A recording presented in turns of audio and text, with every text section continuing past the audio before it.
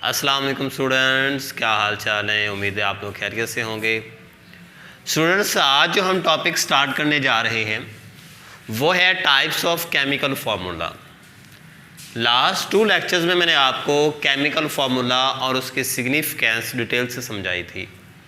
Chemical formula क्या होता है, उसको कैसे लिखा जाता है, क्या रूल्स होते हैं उसके, वो समझाए थे मैंने लेक्चर में। उसके बाद मैंने आपको उसकी सिग्निफिकेंस समझाई कि सिग्निफिकेंस इसकी क्या होती है, इसकी इम्पॉर्टेंस क्या होती है। और आज हम जिस टॉपिक में बात करेंगे वो ये है कि केमिकल फार्मूला की टाइप्स कितनी होती हैं, कितनी तरह के केमिकल फार्मूलाज हो सकते हैं जो हमारे 9th के सिलेबस में हैं। हम सिर्फ उनकी बात करेंगे। तो स्टूडेंट्स चलिए स्टार्ट करते हैं। याद रखें, केमिकल फार्मूला की 2 टाइप्स हैं। एक है मोलेकुलर फार्मूला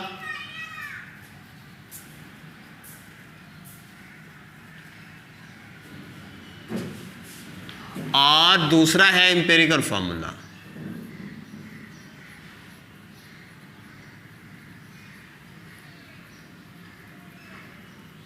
मोलेकुलर फार्मूला और एम्पिरिकल फार्मूला 2 टाइप्स हैं जी। कौन कौन सी?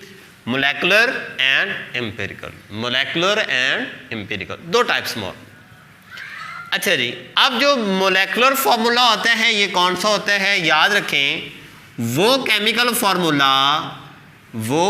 केमिकल फार्मूला जो एक मॉलिक्यूल में मौजूद एटम्स की सही तादाद को जाहिर करता हो।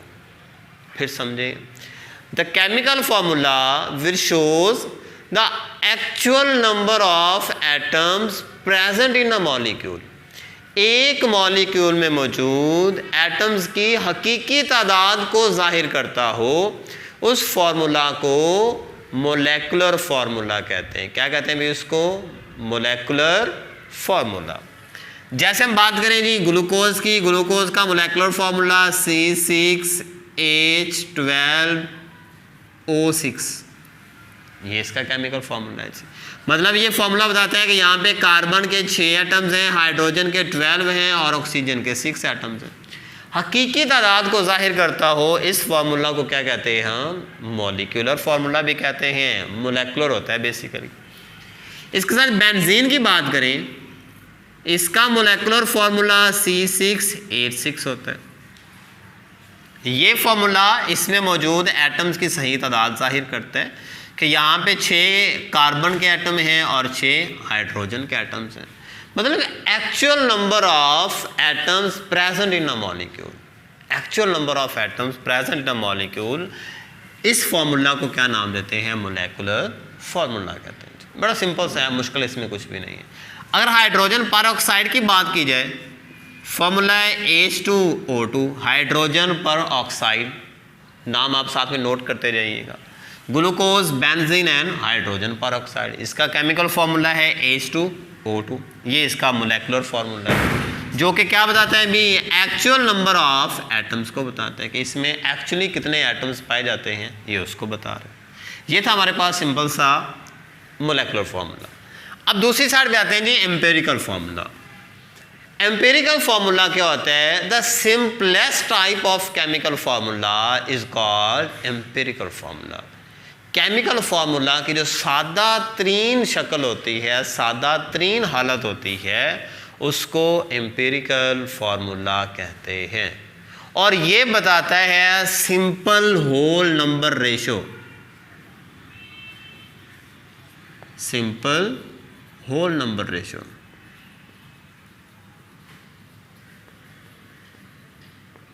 मतलब कि जो एटम्स एक मॉलिक्यूल में पाए जाते हैं उनकी रेशो क्या है, किस रेशो के साथ वो पाए जाते हैं। आप वो रेशो बाय मैस निकाल सकते हैं, रेशो बाय नंबर निकाल सकते हैं आप। जैसे हम यहाँ पे बात करें कि इसमें अगर हम बात करें ग्लूकोज की, इसका मोलेकुलर फार्मूला तो है C6H12O6।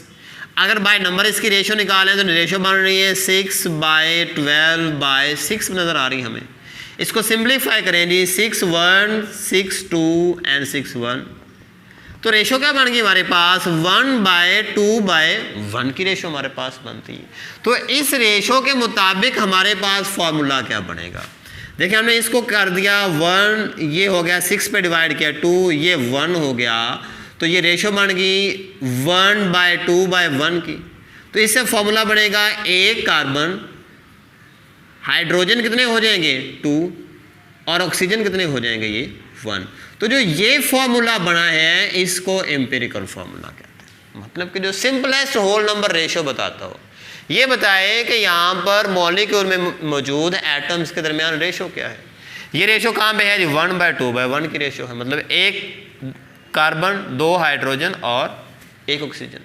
इनमें रेशो ये होगी कि कार्बन से हाइड्रोजन क्या होंगे वो डबल होंगे, ऑक्सीजन से भी हाइड्रोजन क्या होंगे वो डबल होंगे।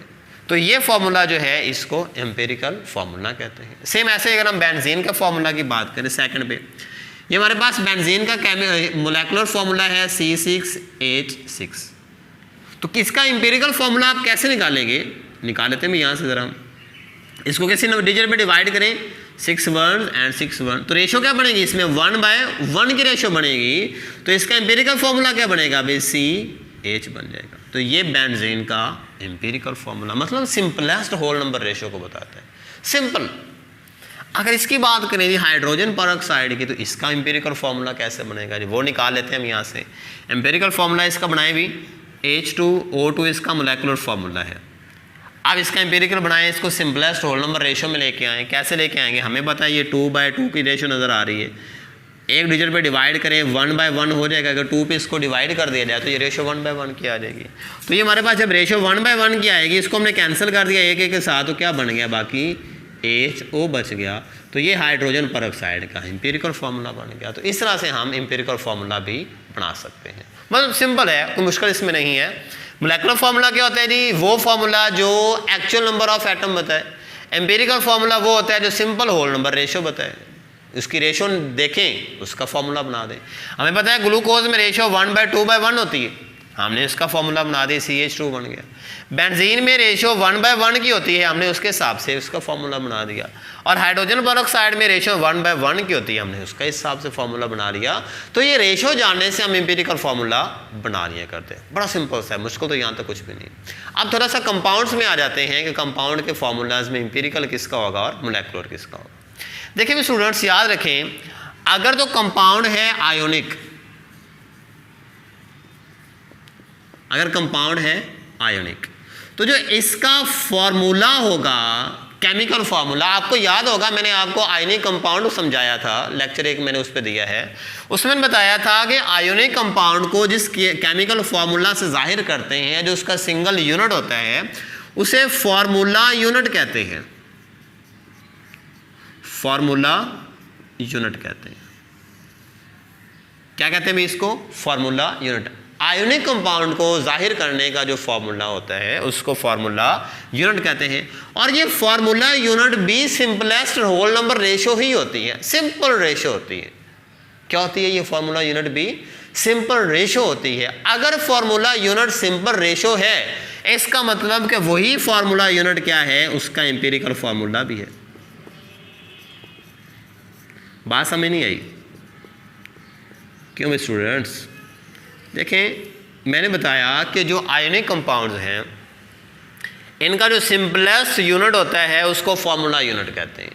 एम्पिरिकल फार्मूला भी क्या होता है, simplest formula is called empirical formula. ऐसे ही पढ़ा ना हमने। अगर formula unit simplest whole number ratio है, इसका मतलब ये फार्मूला यूनिट होगा वही उसका एम्पिरिकल फार्मूला भी होगा। जैसे हम बात कर लेते हैं यहाँ पे किसी कंपाउंड की, सोडियम क्लोराइड की बात करें भी, फार्मूला है इसका NaCl। ये एक फार्मूला यूनिट है। क्या है ये, फार्मूला यूनिट है। अगर ये एक फार्मूला यूनिट है तो सोडियम क्लोराइड का यही एम्पिरिकल फार्मूला भी है, एम्पिरिकल फार्मूला भी इसका यही है। तो जाहिर हुआ कि आयोनिक कंपाउंड का जो फार्मूला यूनिट होता है वही उसका एम्पिरिकल फार्मूला होता है। दोबारा सुनिए जी, आयोनिक कंपाउंड का जो फार्मूला यूनिट हो उसी को क्या कहते हैं, उसका एम्पिरिकल फार्मूला। क्यों? क्योंकि आयोनिक कंपाउंड का जो फार्मूला यूनिट है वो असल में सिंपलेस्ट होल नंबर रेशो ही है। वो क्या है, एक्चुअली वो सिंपल होल नंबर रेशो ही होती है। अगर वो सिंपल होल नंबर रेशो होती है तो फिर क्या है, वो सिंपल सी बात है कि वो एम्पिरिकल फार्मूला भी वही है। सिंपल होल नंबर रेशियो होगी तो वही उसका एम्पेरिकल फार्मूला होगा। तो जाहिर हुआ कि आयनिक कंपाउंड के जितने भी फार्मूलाज हैं वो एम्पेरिकल होते हैं, एम्पेरिकल फार्मूलाज होते हैं। बात समझ नहीं आई? अगर कंपाउंड होगा आयोनिक तो जो उसका केमिकल फार्मूला होगा, अंडरस्टूड सी बात है कि वो हमेशा एम्पेरिकल होगा, एम्पेरिकल फार्मूला, कोवलेंट का नहीं। कोवलेंट का भी बाद में देखते हैं, सिर्फ आयनिक कंपाउंड की बात कर रहे हैं कि आयनिक कंपाउंड का जो केमिकल फार्मूला होगा वो उसका एम्पेरिकल फार्मूला ही होगा, वो उसका मोलेकुलर फार्मूला नहीं होगा, वो सिंपल होल नंबर रेशियो ही होगा। बात समझ आ गई यहाँ तक? अब दूसरे कंपाउंड की बात कर लेते हैं हम, कोवलेंट कंपाउंड की। जैसे हम बात करें, हमारे पास वाटर है, एक कोवलेंट कंपाउंड है। क्या है ये? Covalent compound. अब जो वाटर का ये फॉर्मूला है कोवलेंट कंपाउंड का, H2O जो है, ये सेम टाइम पे मोलेकुलर फार्मूला तो है ही, मतलब कि ये एक्चुअल नंबर ऑफ एटम्स तो बता ही रहे, लेकिन आप इसको सिंपल नहीं कर सकते, मतलब कि ये already simplest whole number ratio है। यहाँ पे तो था कि इसको सिंपलीफाई किया जा सकता था, इसका एम्पेरिकल फार्मूला बनाया जा सकता था, लेकिन अगर यहाँ पे देखें तो जो वाटर का फॉर्मूला है H2O, ये मोलेकुलर फार्मूला तो है ही, मतलब कि एक्चुअल नंबर ऑफ एटम तो बता ही रहा है, लेकिन उसके साथ साथ ये सिंपलेस्ट होल नंबर भी है, ये सिंपलेस्ट होल नंबर रेशियो भी है। इसका मतलब ये हुआ कि ये सेम टाइम पे मोलेकुलर भी है और सेम टाइम पे ये एम्पेरिकल भी है, मतलब कि ये मोलेकुलर फार्मूला भी है और यही इसका एम्पेरिकल फार्मूला। बात समझ नहीं आई? कुछ कंपाउंड्स ऐसे हैं जिनका जो मोलेकुलर फार्मूला होता है वही उनका एम्पेरिकल फार्मूला भी होता है। जैसे वाटर की बात करें, ये इसका मोलेकुलर फार्मूला भी है और इसको आप सिंपल नहीं कर सकते, तो ये क्या है? इसका एम्पेरिकल फार्मूला भी है। सेम आप यहाँ पे एक और एग्जांपल देखें भाई, कार्बन डाइऑक्साइड की, कोवलेंट कंपाउंड है और ये इसका मोलेकुलर फार्मूला है CO2, लेकिन सेम टाइम पे ये क्या है? इसका सिंपलेस्ट फार्मूला भी यही है, इसको मजीद सिंपलेस्ट आप नहीं सिंपलीफाई नहीं कर सकते आप। इसका मतलब ये हुआ कि ये इसका मोलेकुलर फार्मूला भी है यही वाला और यही इसका एम्पिरिकल फार्मूला। ये क्या है? इसका मोलेकुलर भी और यही इसका एम्पिरिकल फार्मूला भी है। चंद एक ऐसे हैं जिनका मोलेकुलर फार्मूला डिफरेंट है, एम्पिरिकल फार्मूला डिफरेंट है, लेकिन कुछ कंपाउंड्स ऐसे भी हैं जिनका जो मोलेकुलर फार्मूला होता है वही उनका एम्पेरिकल फार्मूला भी होता है। और आयनिक कंपाउंड का जो केमिकल फार्मूला है वो एम्पेरिकल ही है, मतलब वो already simplest whole number ratio ही है। जैसे बात करें NaCl की, ये इसका एम्पेरिकल फार्मूला हम यहाँ पे लिख लेते हैं। अगर एक और कंपाउंड बात करें आयोनिक की, बात कर लें कैल्शियम क्लोराइड की, CaCl2, कैल्शियम क्लोराइड एक आयोनिक कंपाउंड है, तो ये क्या है? सिंपलेस्ट होल नंबर रेशियो को ही बता रहे हैं। देखें ये रेशियो बताता है, ये 1/2 की रेशियो है इनमें, बाय नंबर 1/2 की रेशियो, तो ये क्या है? इसका सिंपलेस्ट होल नंबर रेशियो। अब देखें ये इसका केमिकल फार्मूला कहलाता क्या है? फार्मूला यूनिट, और जो फार्मूला यूनिट है वही क्या है? इसका एम्पेरिकल फार्मूला भी है। इसलिए हम कहते हैं कि आयनिक कंपाउंड का जो केमिकल फार्मूला होता है वही उसका एम्पेरिकल फार्मूला भी होता है। बात समझ आ गई? तो इस सिंपल सा टॉपिक था आज का हमारा। मज़ीद इसको मैं रिवाइज करवा देता हूँ। हमने पढ़ा जी केमिकल फार्मूला की 2 टाइप्स होती हैं, एक होता है मोलेकुलर फार्मूला, एक होता है एम्पेरिकल फार्मूला। मोलेकुलर फार्मूला कौन सा होता है? The formula which shows actual number of atom, actual number of atoms present in a molecule। ये कौन सा फॉर्मूला होता है भाई हमारे पास? मोलेकुलर फार्मूला, कि जो एक्चुअल नंबर ऑफ एटम बताता है वो मोलेकुलर फार्मूला है। जैसे ग्लूकोज का है C6H12O6, बेंजीन का C6H6, हाइड्रोजन पेरोक्साइड का H2O2 फार्मूला है, ये इसके मोलेकुलर फार्मूला। उसके बाद हमने देखा जी एम्पेरिकल फार्मूला दूसरी टाइप है, ये क्या है? सिंपल होल नंबर रेशियो है। जैसे हमने इसकी बात की, रेशियो में नजर आई 1/2/1 की रेशियो है, हमने इसका फार्मूला बना लिया CH2O, ऐसे ही हो गया CH2O। उसके बाद हमने देखा जी बेंजीन की रेशियो नजर आ रही है हमें क्या? 1/1 की रेशियो आ रही, हमने इसको 6 पे डिवाइड कर दिया, 1/1 की हमने रेशियो निकाल ली।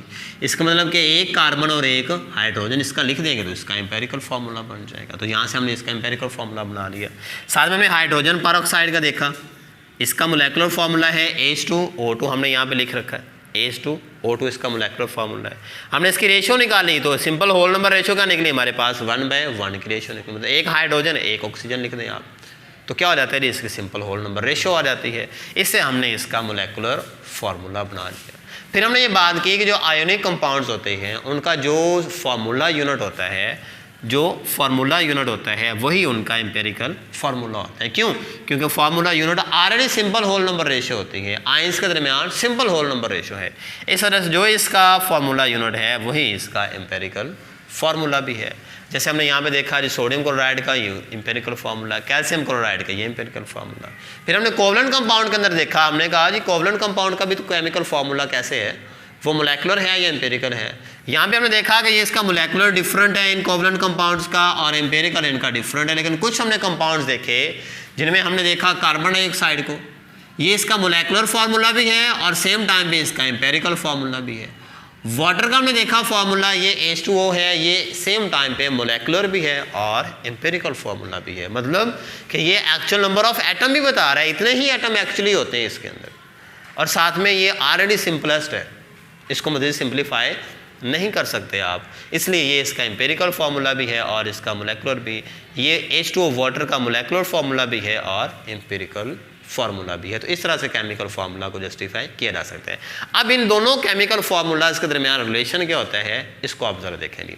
याद रखें स्टूडेंट्स, दोनों केमिकल फार्मूलाज के अंदर जो रिलेशन है वो ये कि molecular formula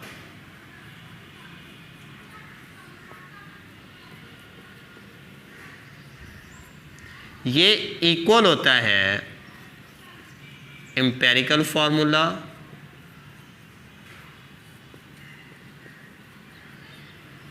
multiplied by n। अब यहाँ पे n से मुराद कोई नंबर है जिसकी वैल्यू 1 2 3 4 5 6 एंड सो ऑन कोई भी हो सकती है। जैसे आप बेंजीन के लिए देखें, अगर बेंजीन के लिए देखें तो n is equal to 6, benzene के लिए n क्या है, 6 के बराबर है। तो आप यहाँ पे लिखें एम्पेरिकल फार्मूला क्या है इसका, CH, तो आप लिखें यहाँ पे CH, n की जगह पे आप क्या लिखेंगे 6, तो फॉर्मूला क्या बनेगा इसका C6H6 फॉर्मूला बन जाएगा। तो इस तरह से आप एम्पेरिकल फार्मूला से मोलेकुलर फार्मूला भी निकाल सकते हो।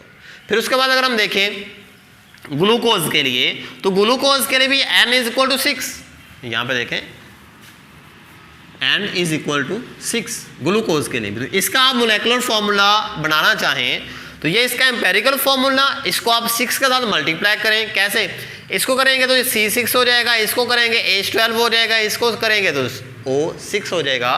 तो इस तरह से आप इसका मोलेकुलर फार्मूला बना सकते हैं, किससे, एम्पेरिकल फार्मूला से। यानी कि मोलेकुलर से एम्पेरिकल बना सकते हैं, एम्पेरिकल से आप मोलेकुलर फार्मूला बना सकते हैं। तो ये स्टूडेंट्स तो हमारा आज का टॉपिक। मिलते हैं एक नई वीडियो के साथ, तब तक के लिए अपना बहुत सारा ख्याल रखिएगा। अल्लाह हाफिज़।